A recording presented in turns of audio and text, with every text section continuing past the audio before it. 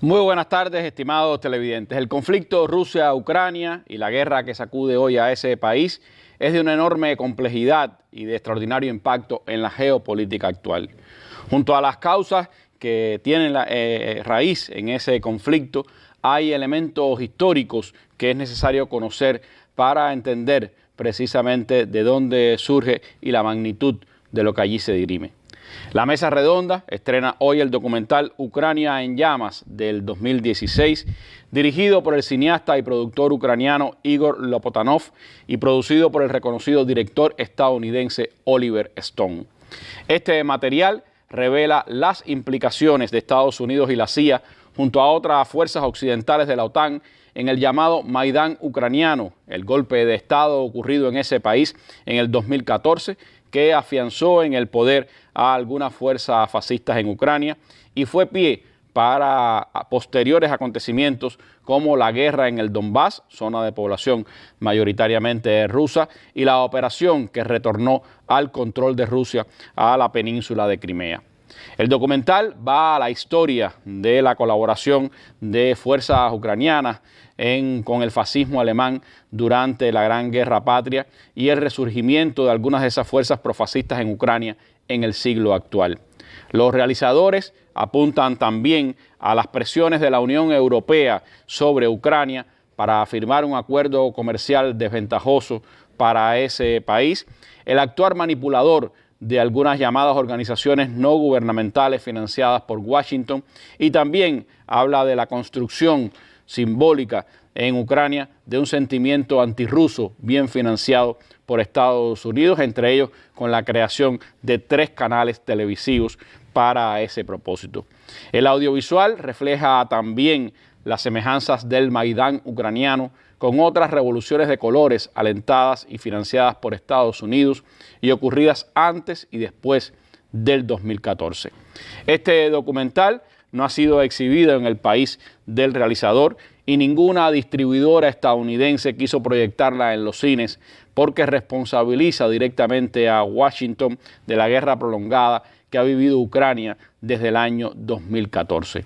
Nosotros tampoco coincidimos con todos los puntos de vista de los realizadores, pero consideramos importante transmitir este documental en nuestro espacio de la Mesa Redonda para brindar más elementos de análisis a nuestros televidentes sobre ese estremecedor conflicto que hoy tiene en vilo al mundo. Como ha reiterado públicamente nuestras autoridades, Cuba está a favor de una solución diplomática, pacífica y realista al conflicto militar que se ha desatado. Cuba confirma su apego al derecho internacional, a la Carta de las Naciones Unidas y su oposición al uso de la fuerza. Cuba también lamenta profundamente la pérdida de vidas civiles inocentes en Ucrania, con cuyo pueblo hemos tenido y tenemos una relación entrañable, y el testimonio está en los 23.000 niños de Chernobyl que fueron atendidos en nuestro país. Cuba está comprometida con el derecho internacional humanitario y llama a todas las partes a respetarlo. Cuba también ha denunciado la irresponsabilidad del gobierno de los Estados Unidos y sus aliados en el empeño de continuar la progresiva expansión de la OTAN hacia las fronteras de Rusia y el uso de una doctrina militar crecientemente ofensiva fuera de las fronteras de esa alianza. Y ha rechazado además nuestro país la hipocresía y el doble rasero de Estados Unidos y sus aliados, que han utilizado solo en este siglo la fuerza en múltiples ocasiones, dejando cientos de miles de muertos, millones de desplazados y enormes daños materiales en varios países. Como dijo Fidel hace 20 años, Cuba está contra la guerra y contra el terrorismo. Cuba defiende la paz. Los invito a ver este documental Ucrania en llamas, que puede darnos elementos de análisis históricos y actuales de los acontecimientos en Ucrania y de este conflicto que lamentablemente está ocurriendo allí y que, como decimos, pues tiene un impacto particular en toda la geopolítica mundial actual. Así que veamos este documental Ucrania en llamas.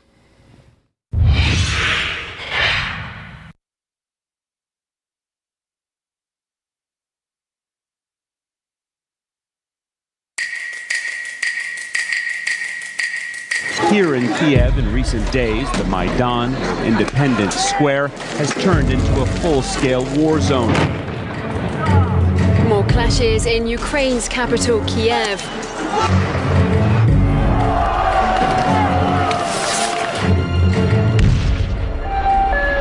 There is absolutely no doubt that snipers are working here. I've counted 10 bodies. Мы и сегодня не знаем, кто стрелял в людей. Это проблема. Now on the brink of a civil war. At least 70 dead so far, and the death toll rising. Эти технологии, еще раз говорю, от них не застраховано ни одно государство. What we saw here today was a revolution. Хотите узнать, что происходило на Украине? We've invested over $5 billion to assist Ukraine in these and other goals. Вы знаете, в большой политике, о чем бы ни говорили, все равно будут говорить о деньгах. NATO has expanded into 13 countries, up to the borders of Russia. 13 countries. Focus has to be on not allowing this crisis to turn into hot war between Ukraine and Russia. Эта тема очень опасная. Это тема войны. Сегодня спокойно никто не должен себя чувствовать.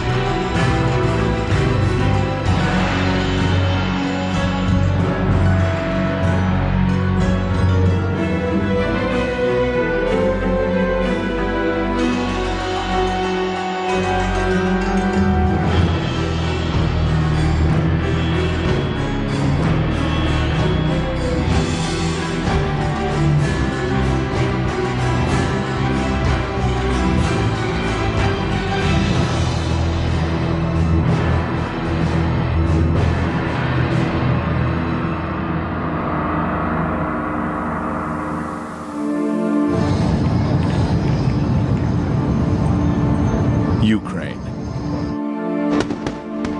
It's an ancient and proud land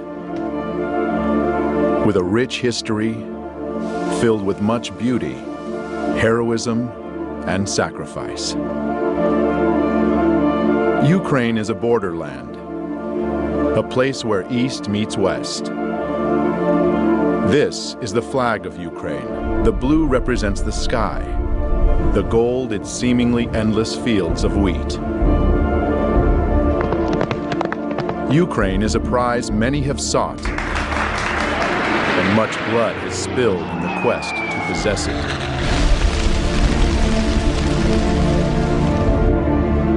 Ukraine has been the pathway for Western powers as they attempted to conquer the East in World War I and World War II.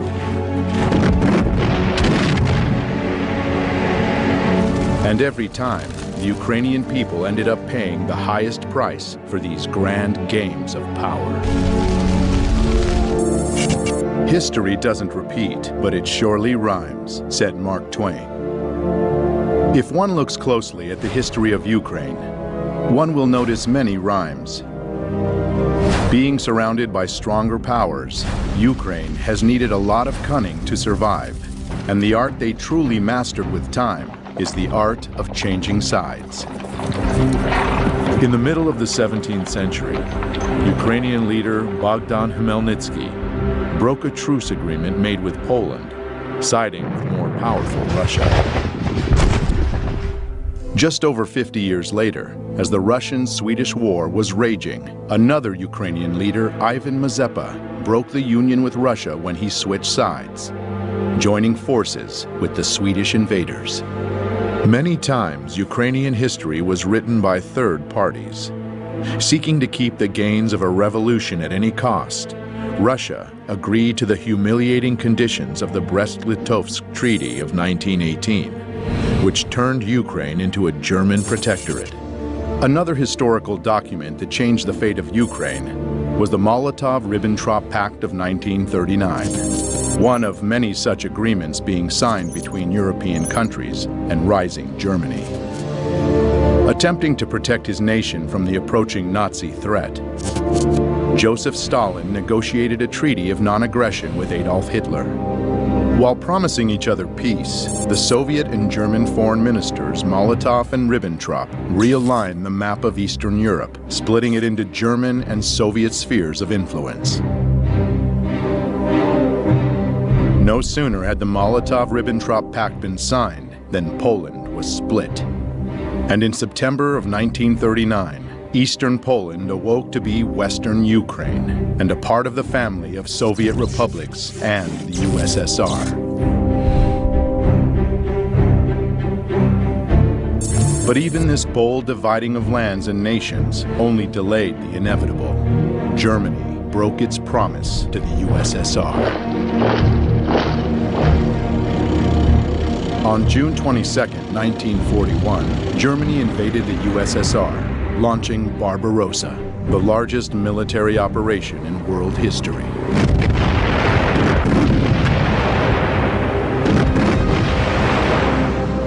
Barbarossa was aiming for St. Petersburg, Moscow, and Kiev, Ukraine, three destinations of major significance. Ukraine, with its rich lands and resources, was an important industrial and economic source for the USSR. To cut it off from the Soviet Union would strike a big blow indeed.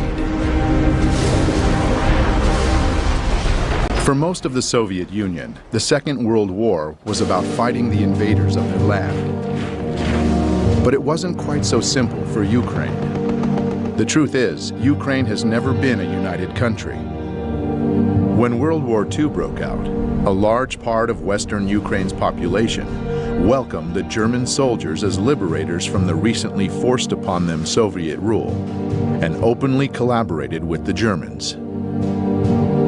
The real scale of collaboration was not announced for many years after the war, but we now know that whole divisions and battalions were formed by Ukrainian collaborators, such as SS Galician, Nachtigall, and Roland battalions.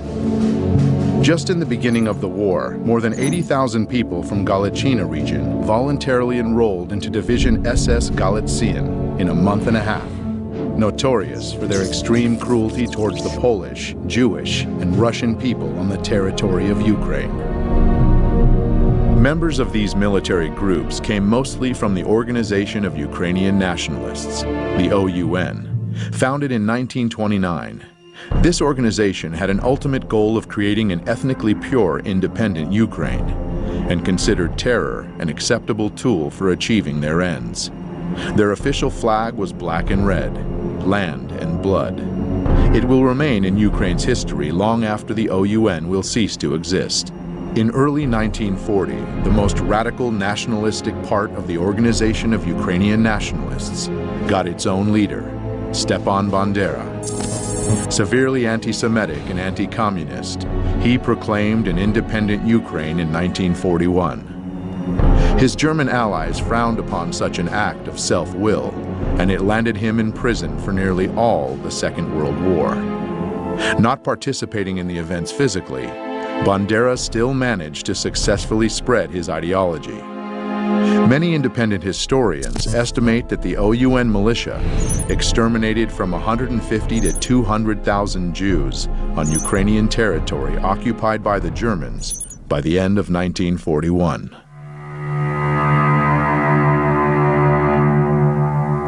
The most notorious and outrageous massacre took place September 29th and 30th, 1941, in Babi Yar, Kiev.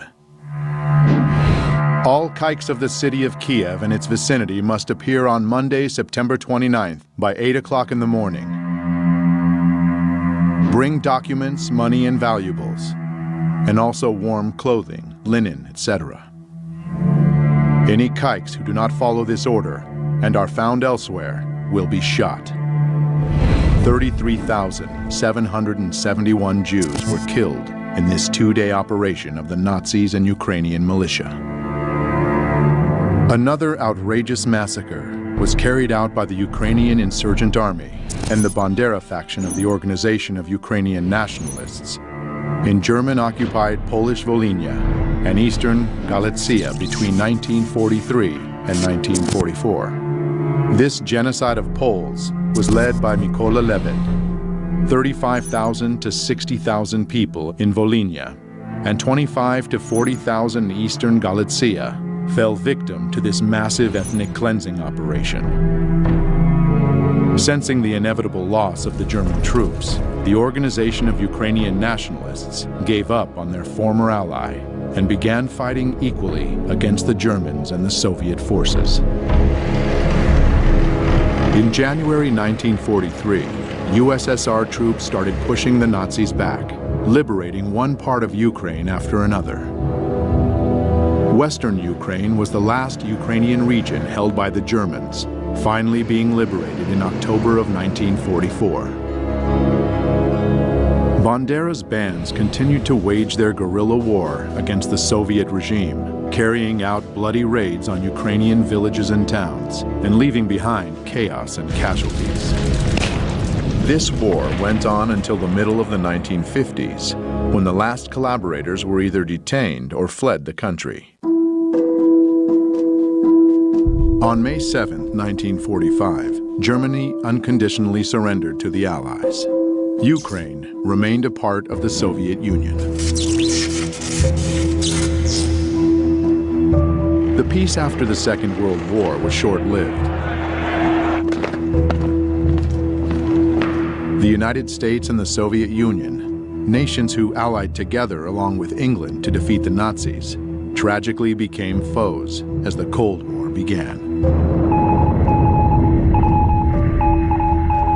The era of political and military tension between the US and the USSR lasted for nearly 45 years, keeping humanity under the constant threat of nuclear war.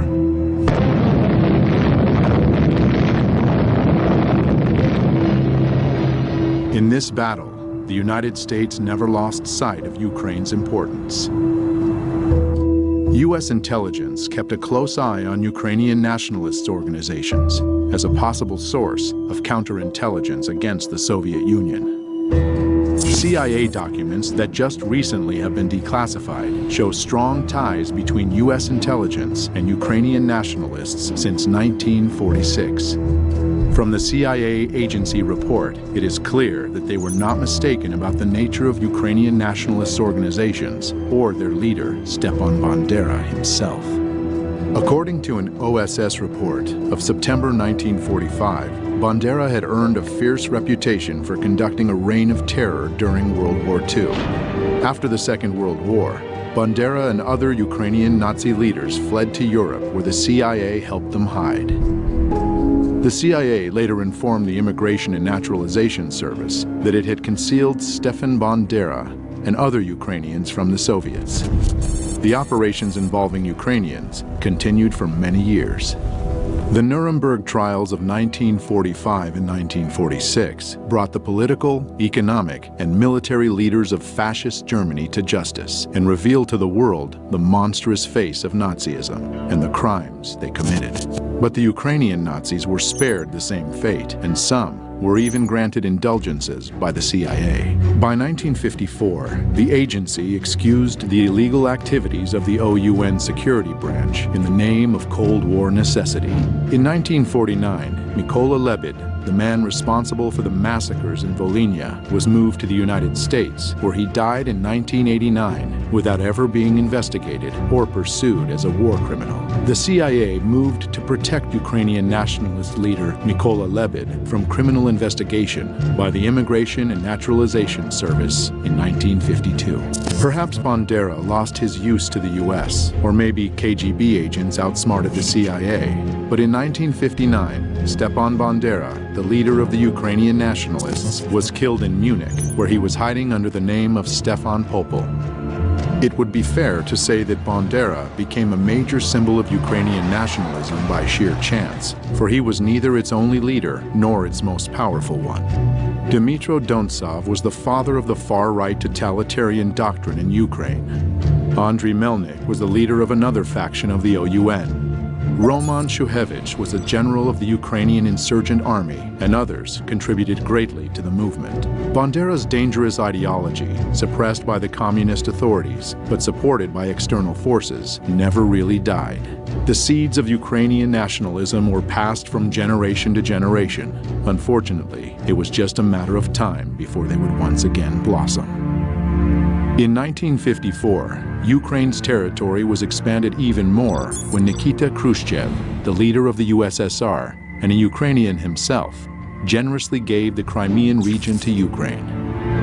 Historians would argue about the legitimacy of this transfer for many years to come, and 60 years after Khrushchev's gift, dramatic new events would take place in Crimea.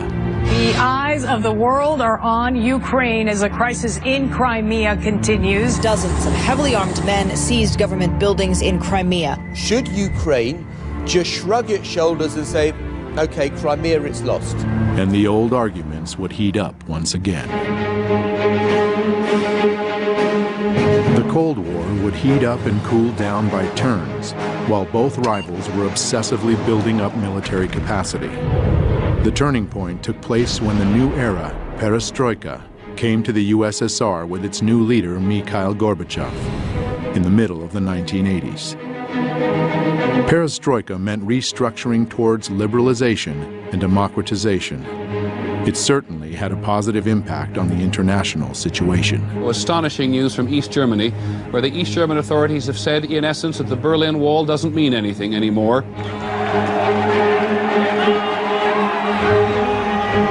But inside the USSR, the weakening of Kremlin control had different consequences. In Ukraine, a nationalistic political organization, Narodny Ruch, or People's Movement, emerged in 1989 due to this new openness. They advocated for independence of Ukraine from the USSR and became an incubator for leaders of Ukrainian neo-Nazism.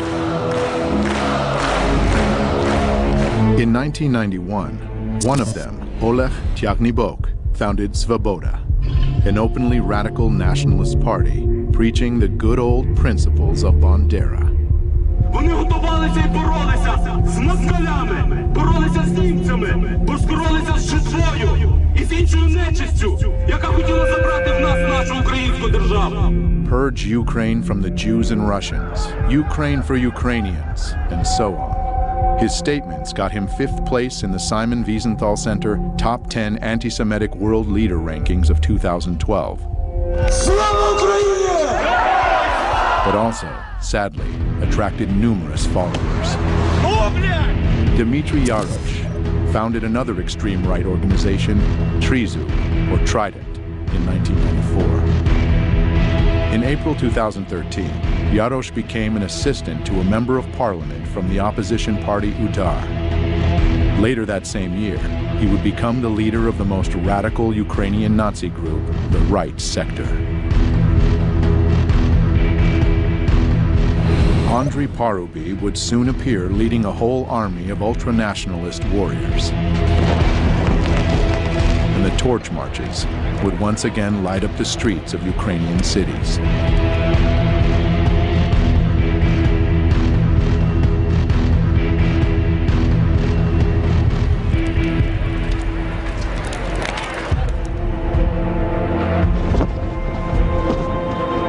The world drastically changed in August 1991, when the USSR de facto ceased to exist. The global political map welcomed many newcomers, Ukraine one of them. In modern history, it was the first time Ukraine was truly independent and all on its own.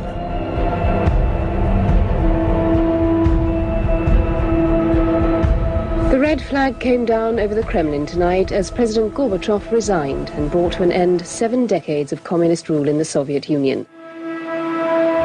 The years after the disintegration of the USSR became known as the Crazy 90s in all the post-Soviet territories. He's leaving behind 15 independent states which share only a disastrous economy and an uncertain future. After having been under a government-controlled economy, the free market dramatically changed the rules of the game. New businesses emerged instantly. and the first oligarchs were born overnight. The former country with no class division suddenly became stratified. The chosen few became rich, while the rest had to fight to survive. Сразу же после получения независимости началась еще более дикая приватизация и растаскивание имущества, государственной собственности, понижение жизненного уровня населения сразу же после получения независимости.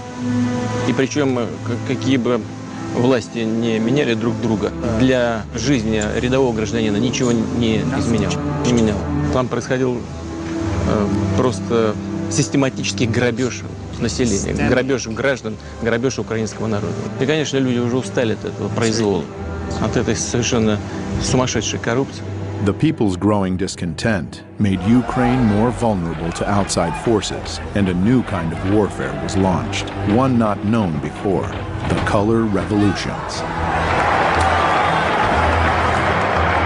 Demonstrators clashed with police, hundreds of thousands protesting the results of the election and calling for a new vote. Ukraine has had two color revolutions in its 24 years of independence. In 2004, crowds of people descended upon Kiev, marking the start of the Orange Revolution. At that time, Ukraine became once again a battlefield of two forces, the Russian and Western governments. The culmination of this conflict took place during the presidential elections in November of 2004. The two major candidates, Western-backed Viktor Yushchenko and Russian-leaning Viktor Yanukovych, almost equally shared the votes of Ukrainians.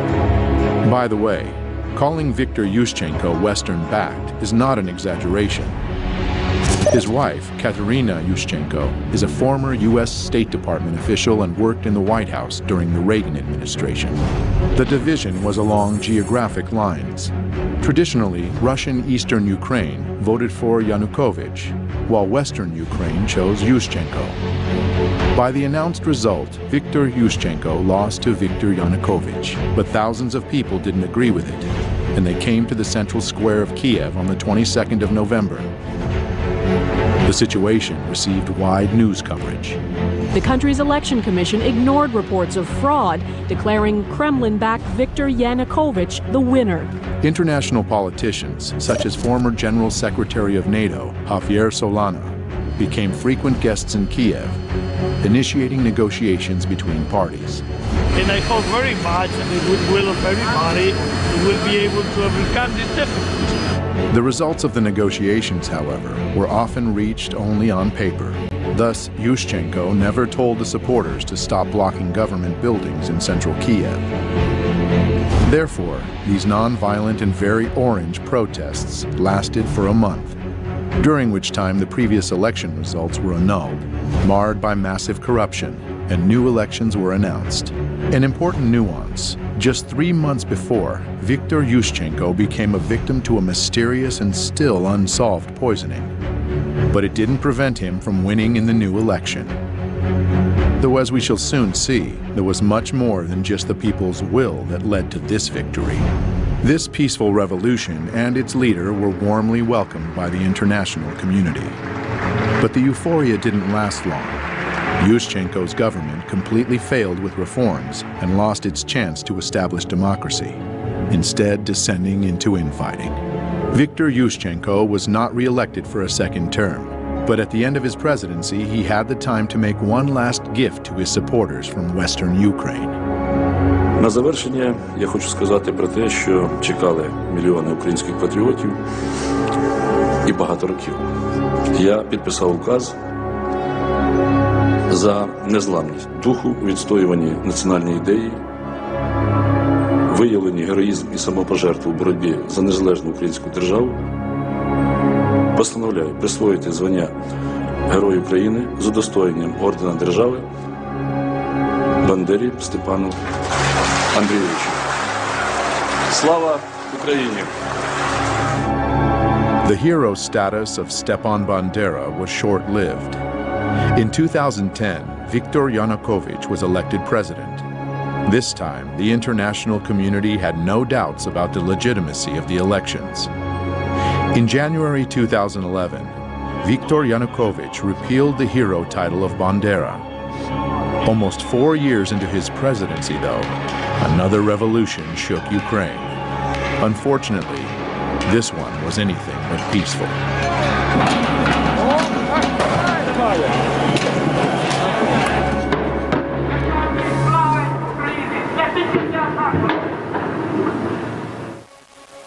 Mr. Yanukovych, I'm an American.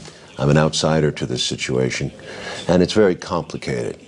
But I would like, as a filmmaker, just to jump into the action and go to those moments in November 2013. You're president of the Ukraine. You've been president for 3 years at this point. The country is in bad economic shape, very bad. You have a trade agreement with Russia, and now you're seeking to make a better agreement with the EU, with the European Union, and you are negotiating. Can you bring me to that moment and what you're thinking? Действительно, это был очень сложный период времени для Украины, и нам нужно было найти решение проблем в 2013 году. Поэтому у нас было два партнера. Прежде всего, мы рассчитывали на Международный валютный фонд. Но Международный валютный фонд на протяжении года, когда мы вели переговоры, нам предлагал неприемлемые для нас варианты решения. Значительное поднятие тарифов для населения, прежде всего на энергоносители и на газ, то есть значительный рост расходов населения, при том, что доходы оставались прежние. Мы на это не пошли. Мы предложили другие варианты решения вопросов. Мы получили официальный отказ Международного валютного фонда в ноябре 2013 года. Оставалась Россия. Россия нам сказала, что мы готовы с вами работать как партнеры, если вы учтете наши интересы. Того, что экономика Украины и России зарождалась как единая экономика, сложились абсолютно уникальные, особые экономические отношения. Рынки в России были полностью открыты для украинских товаров, а при этом наши границы с Украиной таможенные полностью раскрыты. Таким образом, Евросоюз как бы заходил со всеми своими товарами на нашу территорию без всяких переговоров. И когда мы начали считать балансы, мы увидели, что соглашение, которое подготовлено Европой для Украины, требует больших экономических расходов, компенсаций потерь, а Европа компенсаций не предлагает. При том, что российский рынок при этом для Украины частично сокращался или прикрывался. Вы сказали, конечно, если Украина решила так поступить, это ее выбор, и мы уважаем этот выбор. Но мы не должны этот выбор оплачивать. Наши переговоры с Европой не увенчались успехом. Поэтому на этом пути мы предложили сделать паузу. Violent clashes erupted in the Ukrainian capital Kiev as more than 100,000 people protested against a government decision to delay an association deal with the EU. Vitaly, you were Minister of Interior Affairs for the Ukraine during this period, and you were Chief of Police, essentially, of the country. Can you tell me your version of what happened from November protests through February protests? Мы располагали информацией, что протестные акции в любом случае массово планируются и начнутся в 2015 году. Но оппозиция воспользовалась тем фактом, что вначале Кабинет министров, а затем и президент приняли решение временно отложить подписание ассоциации с Европейским Союзом. Arseniy Yatsenyuk, leader of the opposition party, Fatherland. Oleg Tagnibok, leader of the opposition nationalist far-right political party, Svoboda. Vitaly Klitschko, leader of the opposition party, Udar. Both EU and Ukrainian officials said on Thursday the suspension of talks on closer ties could be revived after the two-day meeting. But officials said the deal was off the table for now.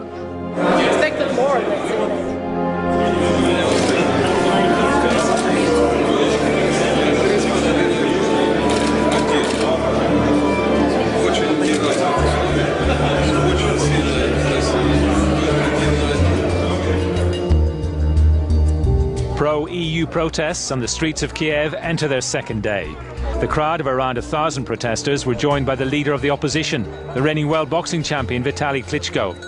He called on the demonstrators to maintain pressure on the government after it decided not to sign a major trade deal with the EU. You go back to Kiev the next day after the meeting with Merkel, and protests are up, am I right? Can you take me through that period? Если у меня в самом начале было понимание того, что это мирные акции, и во время мирных акций можно вести диалог, и я к этому был готов.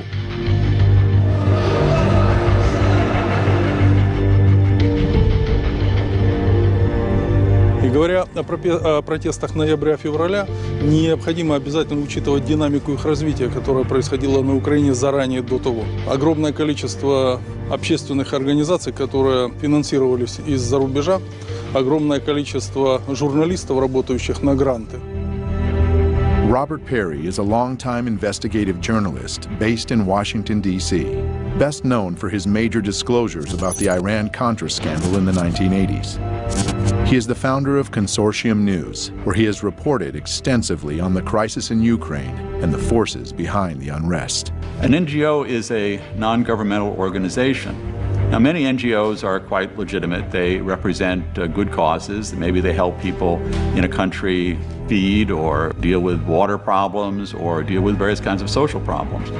But there are some NGOs that have become funded by government entities and serve more the purpose of that government rather than trying to serve the people that they are ostensibly working for. One thing we saw in the 1980s, at that point the Central Intelligence Agency had been largely discredited because of scandals that had been exposed in the 1970s. For 15 years, the CIA has secretly financed overseas activities of the National Students Association. But then there came to light a fantastic web of CIA penetrations. So when the Reagan administration came in, there was this concept that instead of having the CIA, which traditionally would go into these different target countries, funding their media, funding NGOs, funding different political operations, that was essentially farmed out to a new organization called the National Endowment for Democracy, which was created in 1983. And it would do pretty much what the agency used to do. It would go into one of these countries and it would support various political groups, train activists, deal with journalists, business groups, and try to advance U.S. foreign policy interests, sometimes against the interests of the host government, the target government. And beyond that, they received financial and other logistical help from the National Endowment for Democracy and other U.S. agencies that helped them training activists, working with journalists to get their side presented more favorably. They work on things like how do you get traction? How do you get things to go viral? How do you then use that to generate support for your cause? And support was generated. Mustafa Nayyem, a founder of one of Ukraine's new media outlets, Hromadske TV, knew very well how to make something go viral. It was his notorious Facebook post on November 21st, 2013 that brought the first crowds to Maidan. Я це написав просто, щоб почути, чи є ці люди, чи просто ми поговоримо десь у Фейсбуці. If you don't read the newspaper, you are uninformed. If you read the newspaper, you are misinformed. To deliver your message efficiently enough in the modern world with so many different technologies and means of communications, you must embrace them all. As the disturbing events of Euromaidan started on November 21st, 2013, 3 new TV channels went on the air and suddenly became stunningly popular in Ukraine. Spilno TV, November 21st. Hromadske TV, November 22nd. And Espresso TV, November 24th, directly from opposition protest. These channels went viral, supporting the protests and encouraging more and more people to come to Maidan. И первые выступления массовые начались 21 числа, 21 ноября. Сначала акции проходили мирно. На эти акции пришли люди разной категории. Это были молодые и пожилые люди, приходили с детьми. Явно было понятно, что с их стороны есть доверие к власти, в том числе и к правоохранителям, потому что свободно выходили. И никаких намеков на то, что будет в отношении этих манифестантов приниматься какие-то меры воздействия, силовые и так далее, просто не существовало. Значит, соответственно, на охрану общественного порядка выходили правоохранители без огнестрельного оружия. Но среди митингующих уже замечены нами радикалы, которые относились к правым партиям, неофашистским организациям. И 24 числа, 24 ноября, они осуществили первую агрессивную акцию.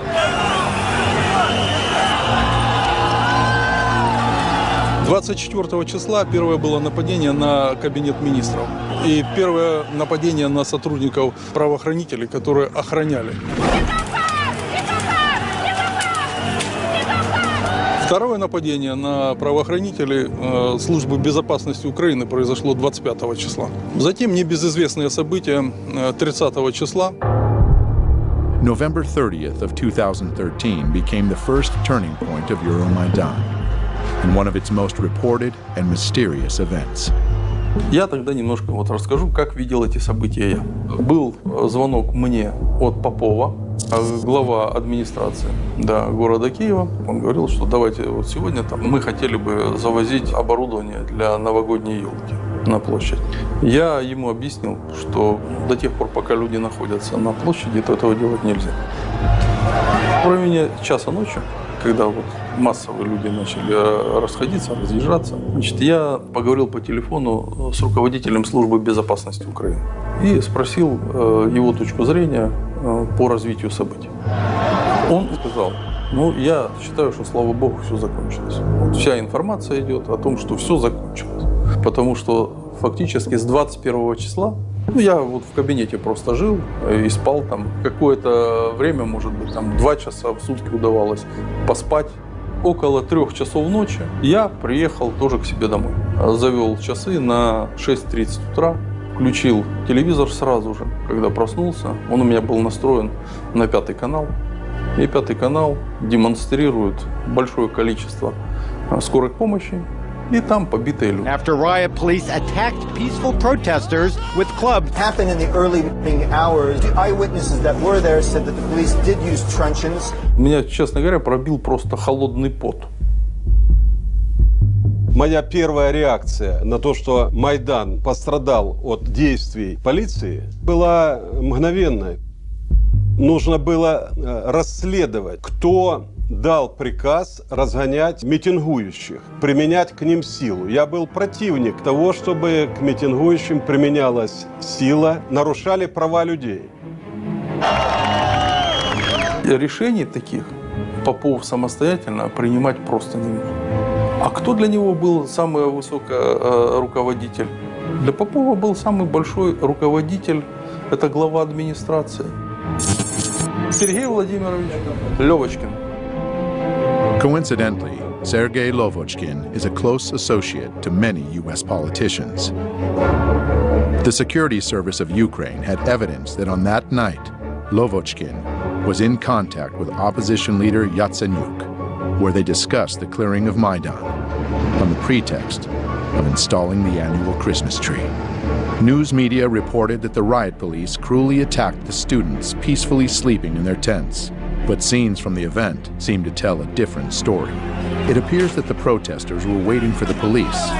Additionally, there were dozens of journalists and cameramen from all the new public TV news outlets prepared to cover the events. And most ominously, a group of well-trained young men arrived to Maidan almost simultaneously with the riot police. They infiltrated the crowd and began provocations with insults, stones, and torches. The right sector in Ukraine represents a part of the Ukrainian population that has often favored fairly extreme right-wing positions. They had militias that came especially during the Maidan protests. There were groups that were being shipped into Kiev where they would provide the muscle, in effect, for the demonstrations. So the demonstrations went from being relatively peaceful political protests to being increasingly violent. The first step in any detective work is to establish a motive. It is now said that Sergei Lovochkin is held in high esteem by his powerful U.S. friends. Outraged by what was reported in the news, the Ukrainian people came out in force on the next day to vent their anger with the police actions. The violence started to take off when? Фактически жесткие противоправные действия начались уже в декабре 2013 года. События, которые проходили в тот период в Киеве, они были очень радикальные. В них принимали неонацистские организации, молодые люди, которые были различными вооружены различными средствами. Металлические прутья, биты. В том числе использовалась техника, например, дорожно-строительная, грейдерами, и они грейдерами наезжали на работников правоохранительных органов, на милицию, которая защищала и не давала захватить правительственные здания и здания администрации президента. Как президент мог в такой неуправляемой толпе выйти и с кем говорить? Технологии, которые применялись в тот период времени, они были заранее спланированы. As veiled and masked as the color revolutions can be, an attentive viewer can see subtle patterns and similarities revealing their true nature. To make crowds act as one obedient group, they have to be united at the unconscious level. The masterminds of color revolutions know this well and have perfected the art. Symbolism is one of the most powerful tools to achieve this end. Revolutionary political organizations with surprisingly similar names and even more similar logos have appeared time and again, almost as omens marking the countries that would be hit by the colored plague next. They are often described as being aware and active, when they're actually trained and radical. They are the ones who take the first shot, literal and metaphorical, to transform the peaceful protests into full-blown coups d'etats. Their fingerprints can be found everywhere on the map of the color revolutions. Using all the experience of past generations, simple but effective tools like catchy sing-alongs and chanting are employed. Well known for exciting the crowd and creating a group identity, they depersonalize individuals and make them easier to manipulate.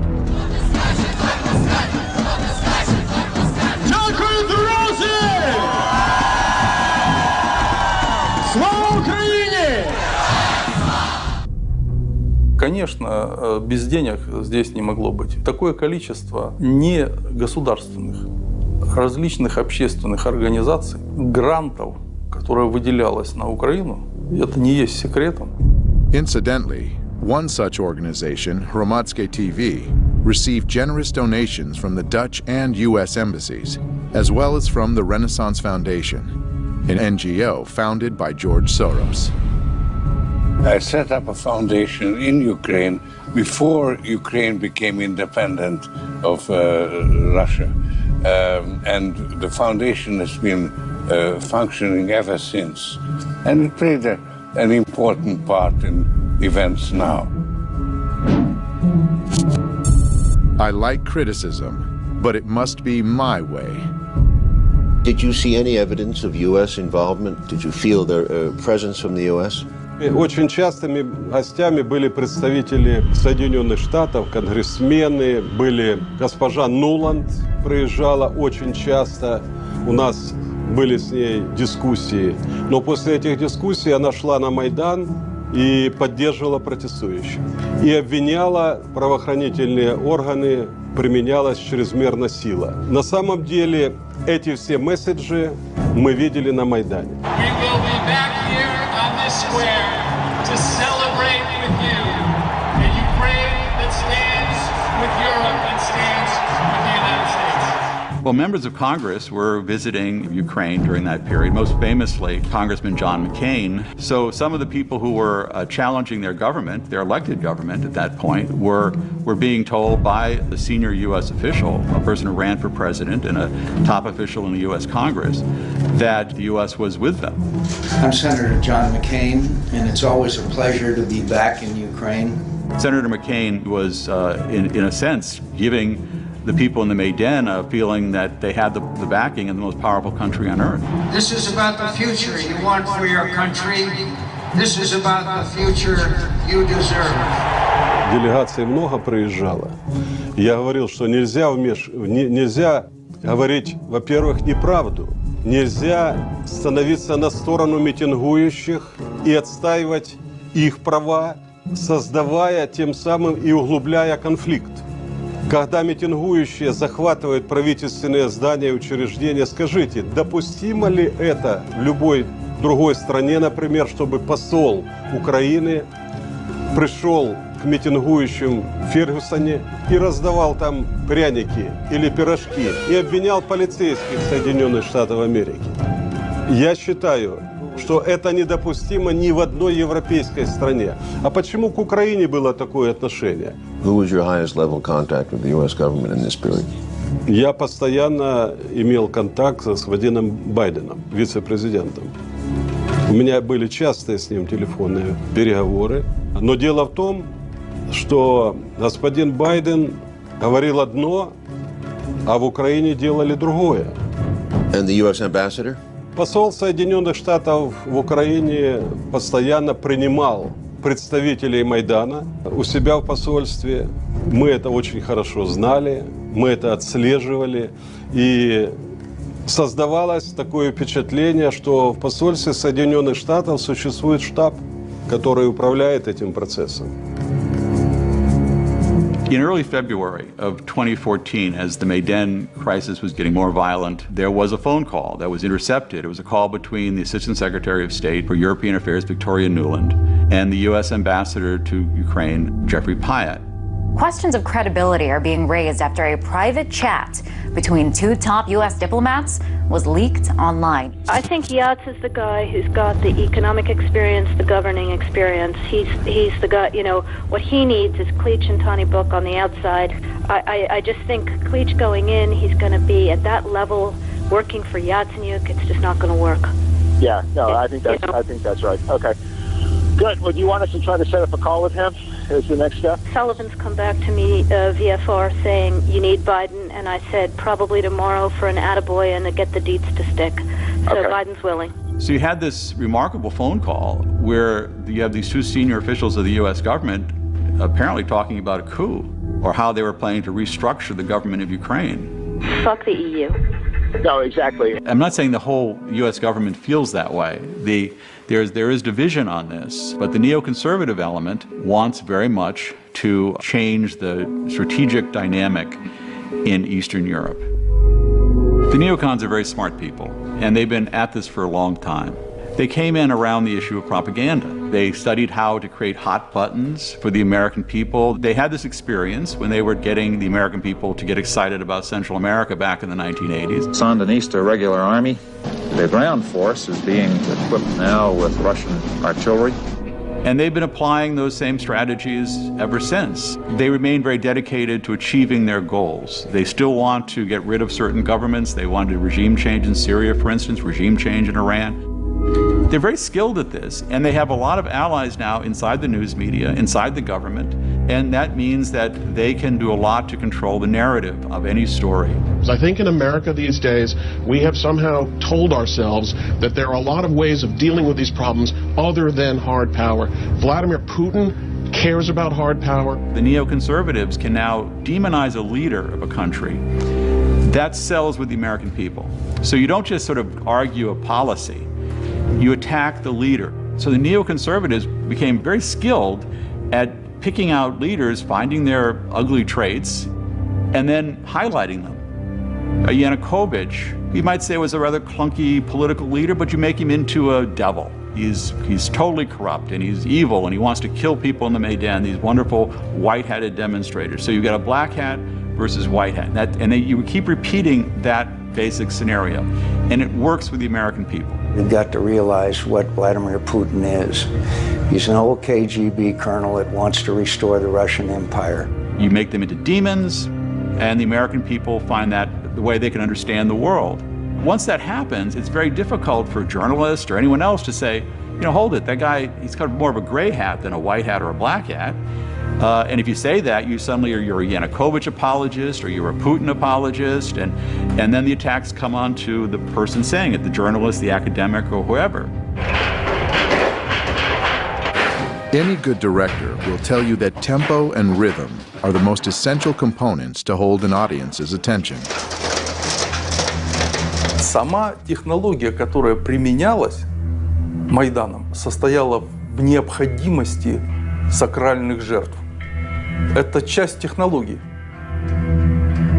It can also be called a method of betrayal, when the allies and followers are relentlessly thrown into the revolutionary flame. The idea is simple. When the preparation work is done, the trigger just needs to be pulled to set the machine into full motion. The murder of politician Rafiq Hariri led to the Cedar Revolution. Looking back at the mysterious poisoning of Viktor Yushchenko right before the Orange Revolution of 2004, we see now that he became a sacred victim himself. Most political analysts believe the compassion of the Ukrainian people at that moment tilted the scales, giving him the presidency.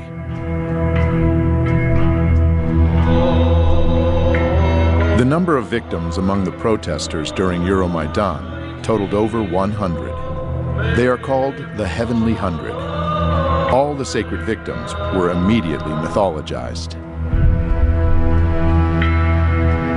The beating of students on November 30th, 2013 was the obvious trigger of Euromaidan. Those who sent trained provocateurs to the square very well realized that peaceful protesters were the ones who would get hurt the most. It's hard to keep protests going for months on end. Tensions subside, and people inevitably get tired. Holidays are also a big danger for revolutionary masterminds. People want to be home with their families and friends, and one needs to get inventive to keep people in a cold tent city.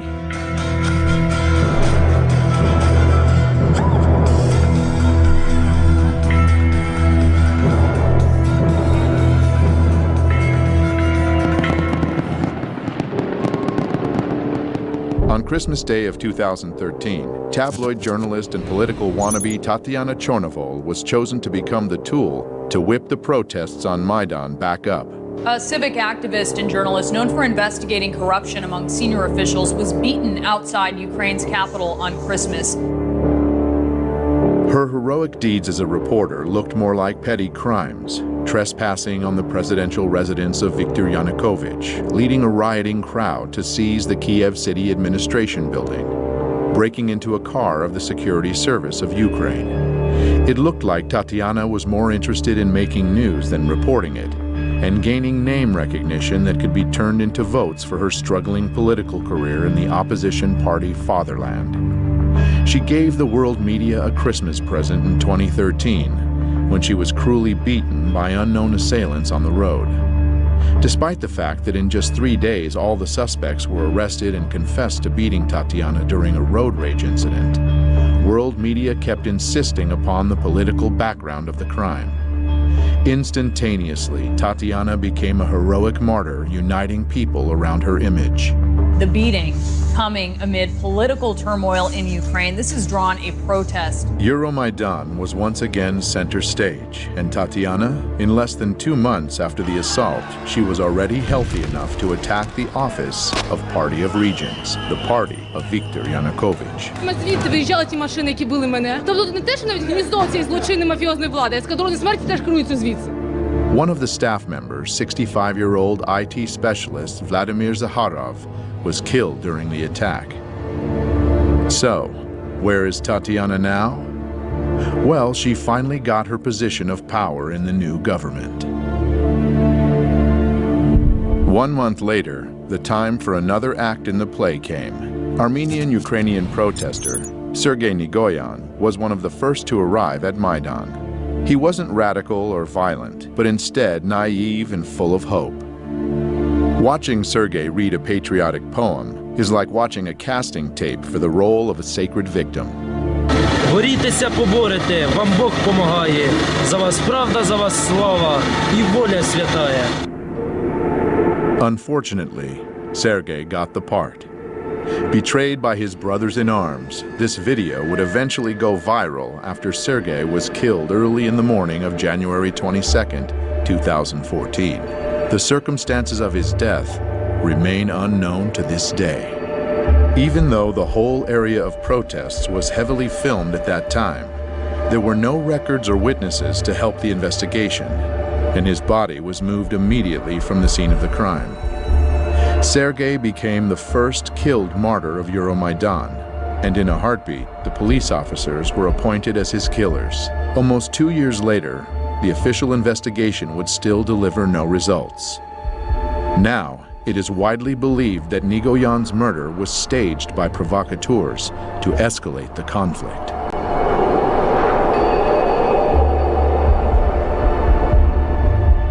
God speaks to people with the language of signs. On January 26, 2014, Pope Francis prayed for Ukraine, addressing thousands of people at St. Peter's Square in Vatican City. Et Filius et Spiritus Sanctus. After the prayer, 2 white doves were released from the papal window and were immediately attacked by a crow and seagull. Those who understand the language could easily read the meaning of this omen. Soon, great forces, the seagull and the crow, would be tearing apart 2 Slavic nations, the white doves. This omen gave hope to the Ukrainian people, saying that by God's will, the doves would be saved. But it also predicted severe hardship and many victims.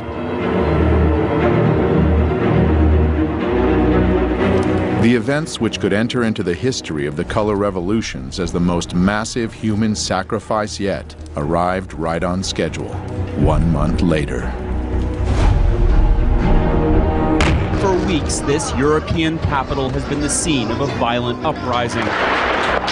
Today, the bloodiest day yet. The protesters are pushing up towards the government district, armed here with Molotov cocktails, but we saw handguns and shotguns too. There are casualties on both sides. Well, she's just said that there are 6 dead people up there. Not just injured, dead. They said they've been hit by snipers. 20 февраля начали расстреливать сотрудников милиции. Я получил информацию, что начали стрелять снайперы, и есть жертвы с 2 сторон. Консерватория, откуда прозвучали первые выстрелы, это то, что было под контролем у сил Майдана. And here again we meet our old acquaintance from Narodny Ruch, Andriy Paruby, who is at the peak of his glory as self-proclaimed commandant of Maidan, which basically means the leader of the radical opposition. Ми попередили їх про те, що Майдан може вдатись до більш активних дій, якщо в найближчі дні ми не побачимо виконання наших вимог. В том, чтобы посеять хаос, но Янукович точно не был заинтересован в том, чтобы хаос разрастался. The protesters were filmed leading a long line of riot police away. It's not clear where they were taking them. 67 officers are currently reported to be missing.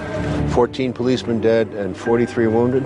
Было погибших 20 человек и более 150 раненых огнестрельными ранениями.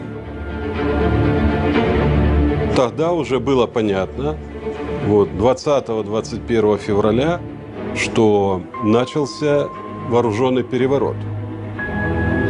Earlier, from inside the protest camp, the opposition leader Vitaly Klitschko urged his supporters to stay put. Each of you here should stay strong in spirit, he said, because we're not going anywhere. Мы вели в этот период времени переговоры с оппозицией и очень часто договаривались. Но, как я позже понял, что это была игра. Та часть, которая оппозиции, которая не принимала участие в переговорах, радикальная часть. Она не обращала внимания и никого не слушала. Они выполняли свою работу. Like in 2004 during the Orange Revolution, international leaders felt it necessary to intervene and bring both sides to the negotiating table. Приехали 3 министра иностранных дел европейских стран в Киев. Laurent Fabius, Frank-Walter Steinmeier, Radoslav Sikorski. Приняли участие во встрече президента Януковича и оппозиции. Договорились о том, что будут проведены досрочные выборы. Договорились о том, как будут строить отношения между оппозицией и президентом. The Ukrainian president and the leaders of the anti-government protests there have agreed on a truce. The truce was to give talks between President Yanukovych and the opposition a chance. Just like in 2004, the opposition, or at least its radical faction, the right sector, headed by Dmitry Yarosh, had no intention on fulfilling its part of the bargain. Ті домовленості, які досягнуті, не відповідають нашим з вами прагненням. Правий сектор не складе зброї. Правий сектор не зніме блокаду жодної з державних установ, поки не буде виконана найголовніша наша вимога – відставка Януковича. Я подписал такой протокол, но немного позже я понял, что какой бы протокол мы ни подписали, сценарий захвата власти и государственного переворота, он был запланирован и он был неизбежен. То есть фактически это не зависело от наших действий. The opposition leaders left saying they may have found a way to end the bloodshed, but they wanted to take the conclusions from their meeting to the people. It was soon apparent that the people were not happy. И на следующий день господин Янукович уехал во второй по величине город страны, в город Харьков. Как только он уехал, захватили и его резиденцию, администрации и правительство с помощью оружия. Как это называется? Дело в том, что я вылетел туда вертолетом. Машины, которые меня должны были сопровождать, выехали самостоятельно, но этого никто не знал. Ехали президентские машины, и по этой колонии президентских машин был открыт огонь. Также была информация у нашей разведки, что были специальные наемники, которым была поставлена задача не захватывать президента, а расстрелять. И я обратился к президенту Путину, чтобы он разрешил мне выехать на территорию России. Я получил согласие, и мне было оказано содействие. 24 февраля я попал на территорию России.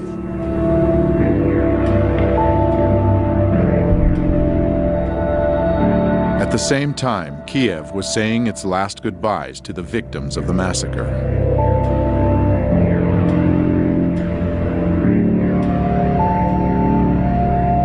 It was also welcoming those who came to power at their cost.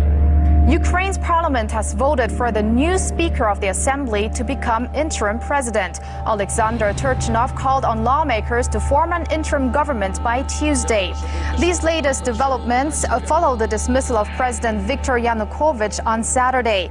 And they removed Yanukovych, not following the constitutional procedures for impeachment. Процедура импичмента не была соблюдена. Для этого должен был быть привлечен Конституционный суд, Верховный суд. Этого не сделали. И голосовать в парламенте должны были 3/4 депутатов. The Parliament of Ukraine consists of 450 deputies. The Constitution of Ukraine requires at least a 3/4 majority to vote. In other words, 338 votes in favor of the impeachment, but only 328 deputies voted yes. 3/4 не проголосовали. The U.S. State Department almost immediately said this was a legitimate government, and that was part of this effort to get regime change. Instead of trying to find some way to revive the February 21st agreement, where maybe you could bring back Yanukovych in some titular way, that became not a possibility anymore. Then you had eastern Ukraine resisting, you had Crimea wanting to break away, and things rapidly escalated. Voters will decide Sunday whether they'll leave Ukraine and join Russia.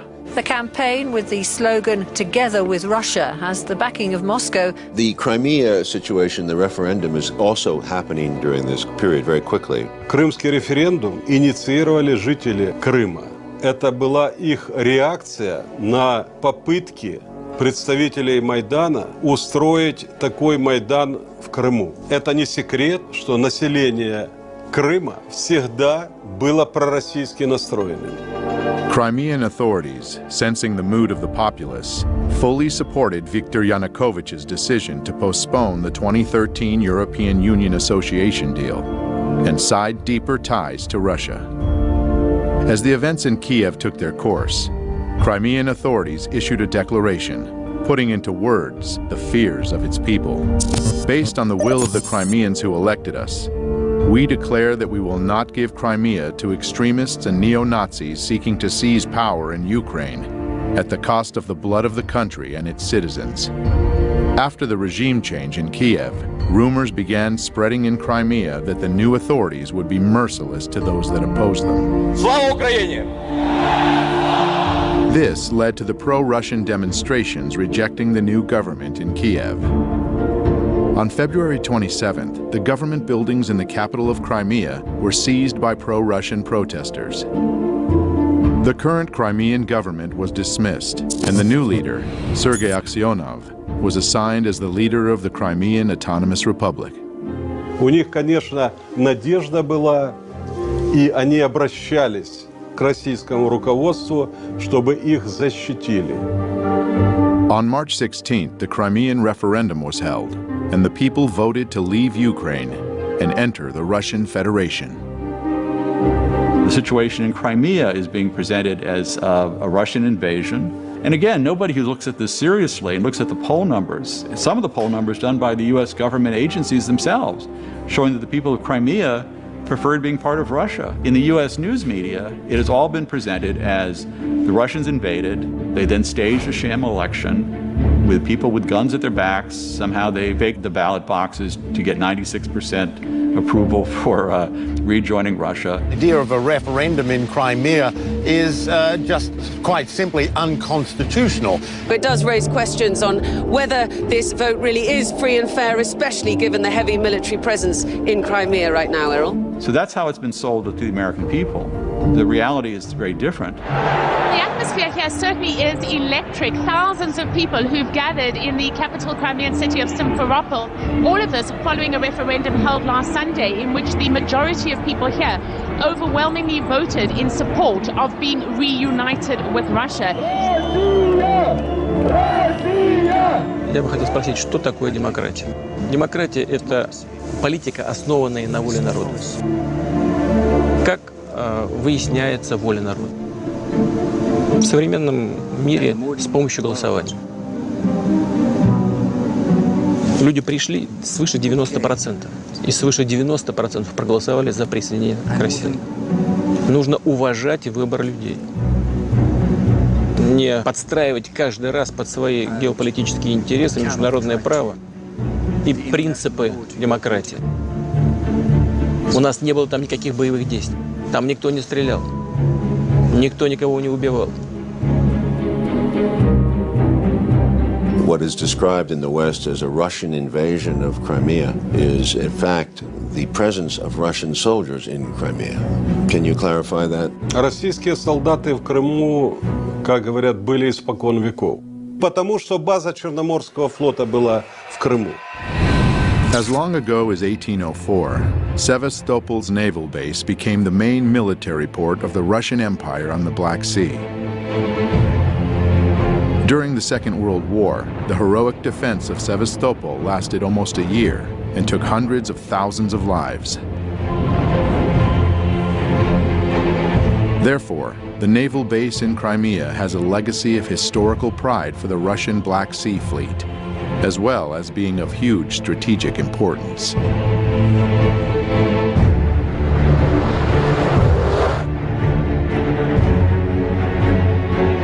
Those those of us alive back then remember when there were Soviet missiles put into Cuba, how frightened Americans were and how angry, and how we almost went to a nuclear confrontation over having weapons of that kind of destruction placed that close to the United States. If the United States considers Cuba to be in its backyard, then Crimea lays at Russia's doorstep. The consequences of a U.S. seizure of the base or a NATO base? Очень тяжелые, потому что сама по себе база ничего не значит. Но вот чтобы я хотел отметить один нюанс. Почему мы так остро реагируем на расширение НАТО? Нас беспокоит практика принятия решений. Я знаю, как принимаются. Когда страна становится членом НАТО, ей уже очень трудно сопротивляться давлению со стороны такой крупной страны, лидера НАТО, как США. И там легко может появиться все, что угодно. Система противоракетной обороны, и новые базы, и, если потребуется, и новые ударные комплексы. А нам что делать? Мы должны в этой связи предпринимать контрмеры, то есть ставить под удар наших ракетных систем те объекты, которые, по нашему мнению, начинают нам угрожать. Ситуация напрягает. If we are attacked, we would certainly respond. Знаете, мне кажется, я не всегда понимаю логику наших партнеров. Иногда осталось впечатление, что нужно держать в повиновении и наладить дисциплину в своем собственном западном, так называемом, атлантическом лагере. Для этого нужен внешний враг. При всех опасениях Иран на это не очень тянет. I am concerned about the expansion of NATO. NATO has expanded into 13 countries, up to the borders of Russia. 13 countries. Эта тема очень опасная. Это тема войны. Вообще, война между Россией и Соединенными Штатами вообще это безумие.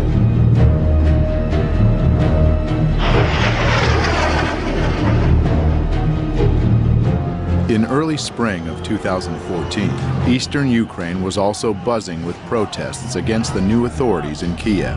This region, with the population close to Russia geographically and culturally, feared that the ultra-right leanings of the newly formed government would bring neo-nationalism to their lands. And they had their reasons. The status of the Russian language in Ukraine has been a stumbling block for many years. Implementing Russian as a second state language was one of the main campaign promises of President Viktor Yanukovych. In 2012, the Yanukovych government passed a law making it the second official language in the southern and eastern parts of Ukraine, the areas where the Russian-speaking population makes up a majority. Ukrainian nationalist groups initiated massive protests opposing the law. An observing viewer might see some familiar faces there.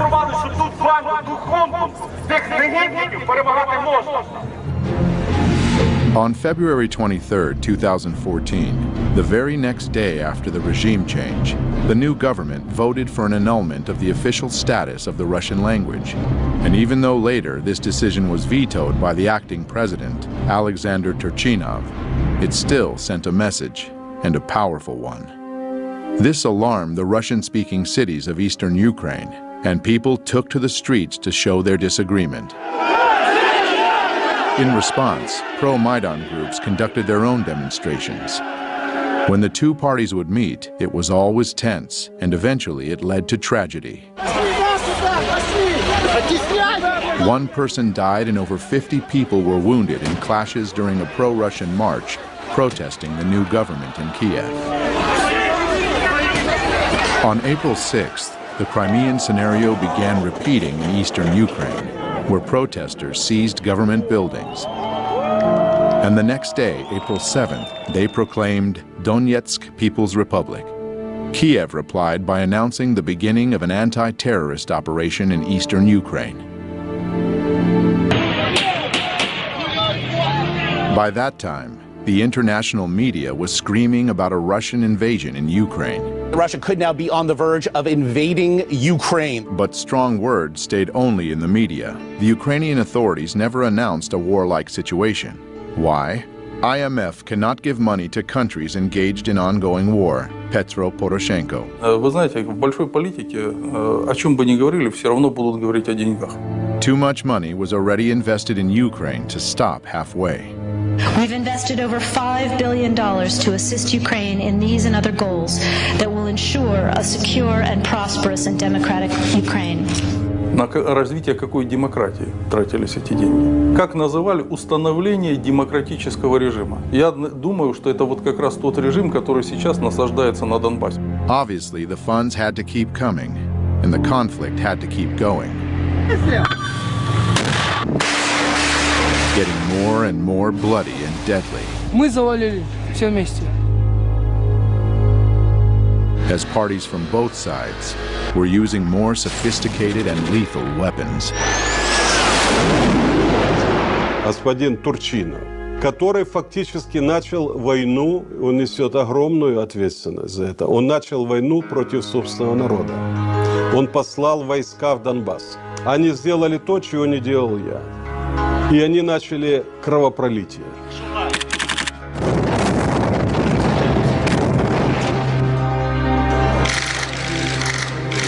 The world seemed too busy welcoming this new democracy in Kiev to notice what was being done as it spread its wings over the country. Many in southern Ukraine had been viewing the revolution with concern.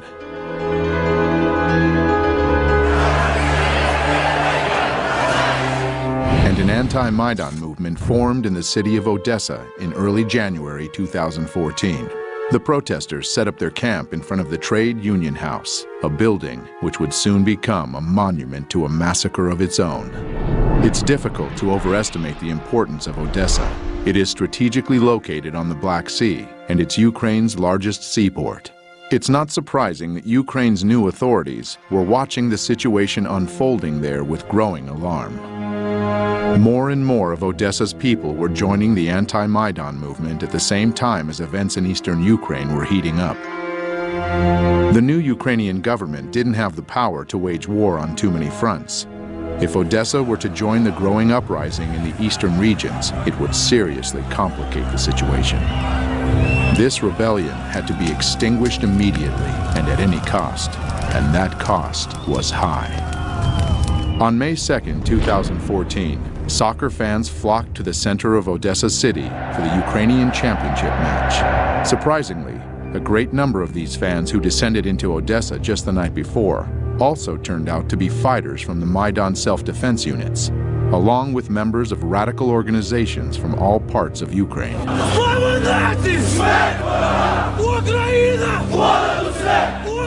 These fans, masked, armed, and shouting nationalist mottos, began disturbances in the center of the city as they marched to the anti-Maidan tent encampment, where they attacked. The anti-Maidan protesters sought shelter in the Trade Union House, but it was a trap. Maidan supporters started throwing Molotov cocktails into the building until it was engulfed in flames. People burned to death inside, or, trying to escape, jumped from the windows. Although a fire station was less than a mile away, it took almost half an hour for firefighters to arrive. When they finally did, the damage had been done.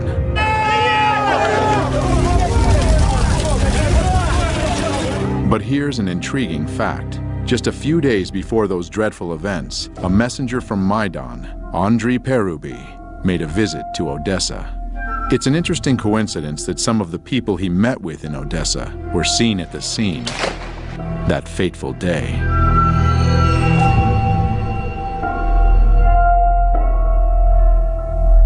But not everyone was mourning. On the popular political talk show Schuster Live, the news about the people burnt alive in Odessa was welcomed with a long round of applause. Із погибших в пожарі в Одесі 15 граждан Росії, 10 із Придністров'я і ні одного одесита. On its Facebook page, the right sector announced the events of May 2nd, a proud moment in national history. An official investigation into this sad event has been going on now for nearly 2 years, and it's yet to reach a conclusion. But it seems the experts had all the information they needed from the very beginning. Звичайно, провокація була з сторони путінських бойовиків, які почали розкол української демонстрації.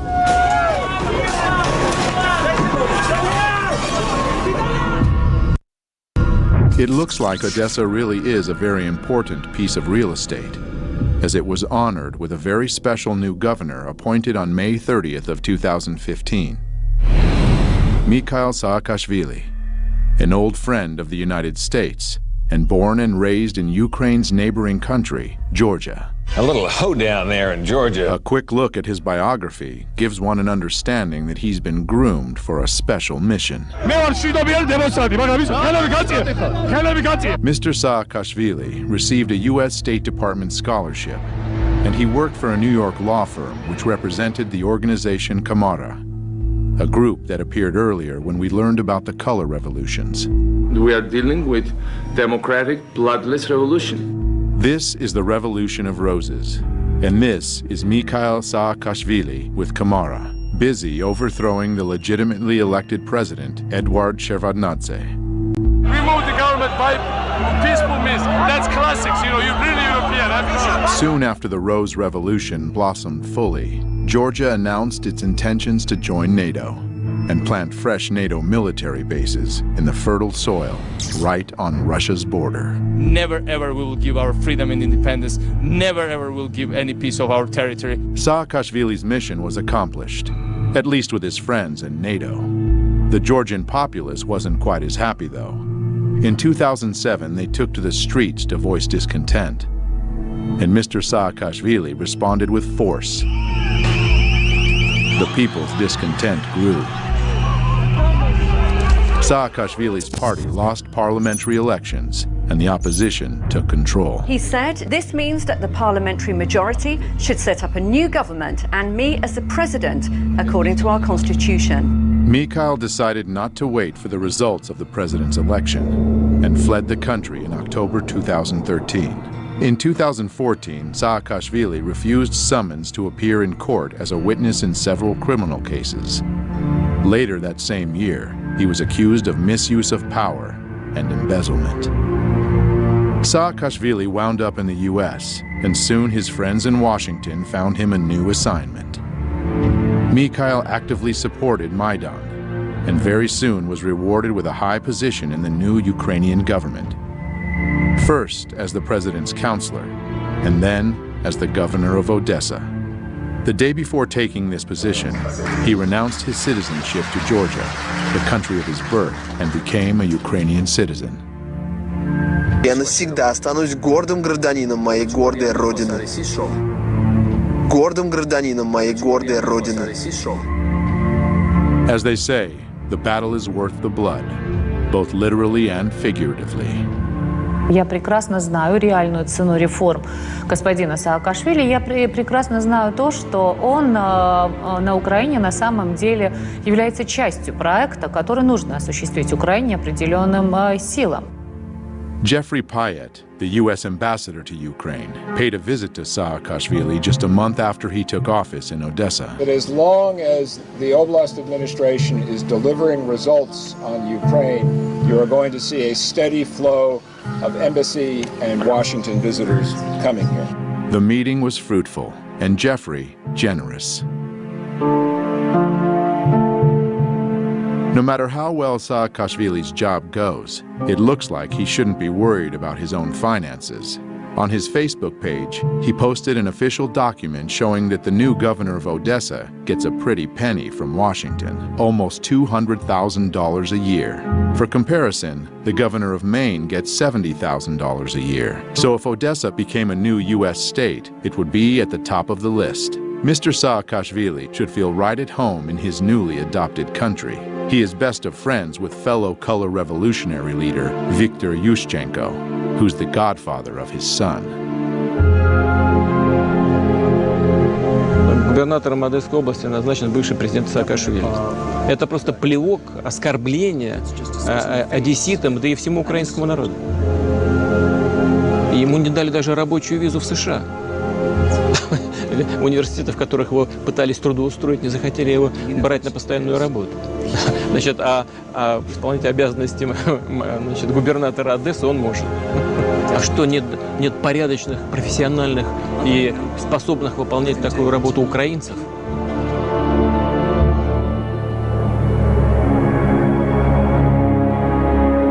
A war, once launched, doesn't choose its victims.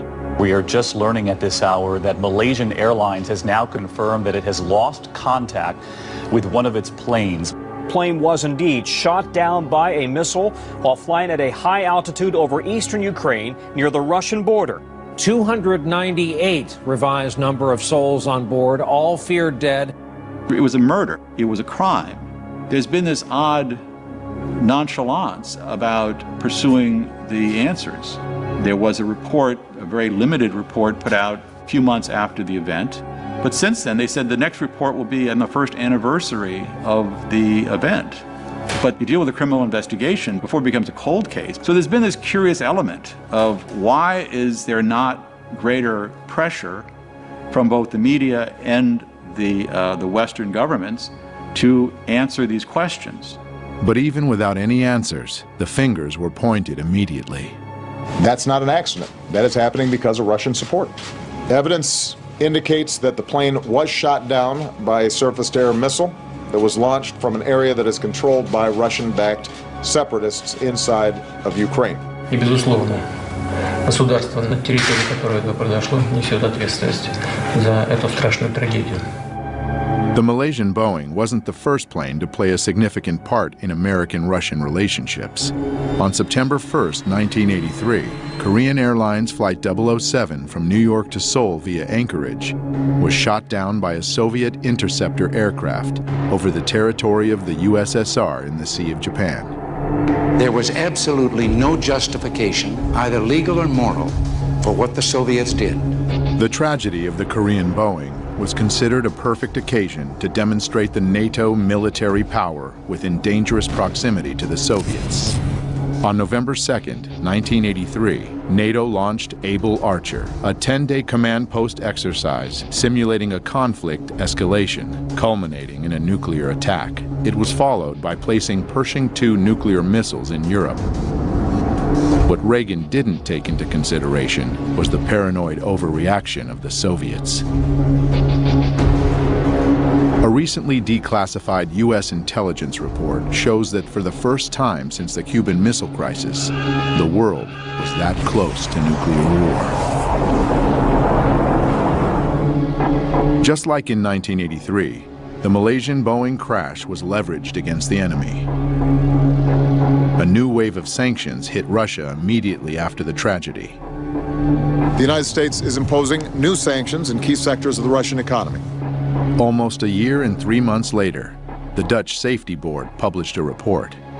Ladies and gentlemen, flight MH17 crashed because of a 9N314M warhead detonated outside the aeroplane above the left side of the cockpit. The report didn't blame any specific group or person and estimated a very wide area of 320 kilometers as a zone from which the missile was fired. At the same time, the Russian producer of Buk missiles, Almaz-Antey, conducted its own independent investigation. Результаты эксперимента полностью опровергли выводы голландской комиссии о типе ракеты и месте запуска. During the experiment, they blew up a retired airliner with a Buk missile and came to the conclusion that the Malaysian plane was brought down by the older type of missiles, not used by Russia anymore, but still in the possession of Ukraine. The company claims that the missile was launched from the territory controlled by the Ukrainian military. One would expect that these controversial results would again stir up public interest in the investigation, but the tragedy of Malaysian flight MH17 had already played its role in the big geopolitical game. Therefore, it was soon forgotten. The goal was achieved. After the third wave of sanctions hit Russia, the tensions between the two countries skyrocketed. So the question presents itself: are we truly witnessing the beginning of Cold War 2.0? And if so, what are our chances to survive at this time?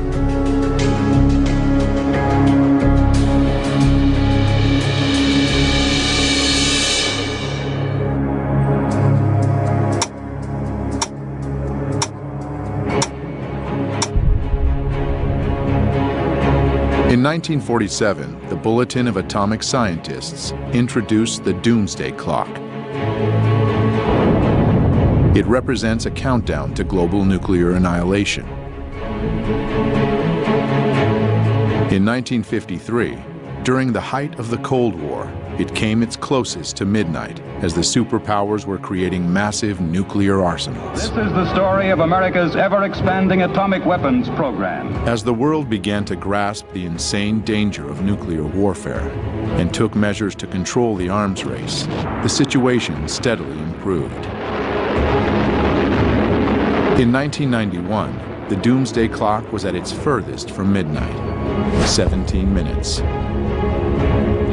That time of hope was short-lived, though, as the world has become more and more unstable. But in 2015, the Bulletin of Atomic Scientists moved the clock to just 3 minutes to midnight. Today, unchecked climate change and a nuclear arms race resulting from modernization of huge arsenals pose extraordinary and undeniable threats to the continued existence of humanity. The United States and Russia have embarked on massive programs to modernize their nuclear arsenals, undermining existing nuclear weapons treaties.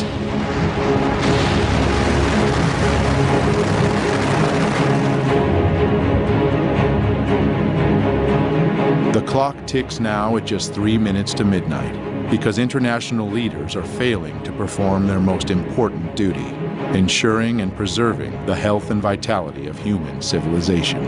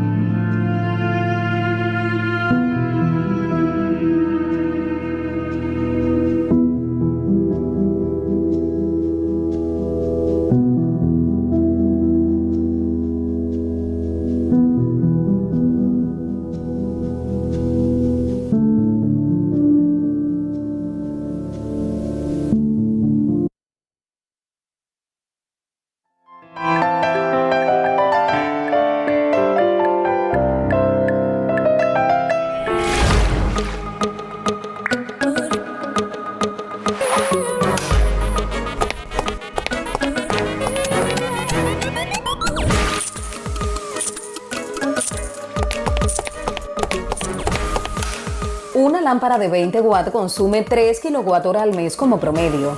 Apaga la luz al salir de la habitación. Ahorra ahora. por tu economía.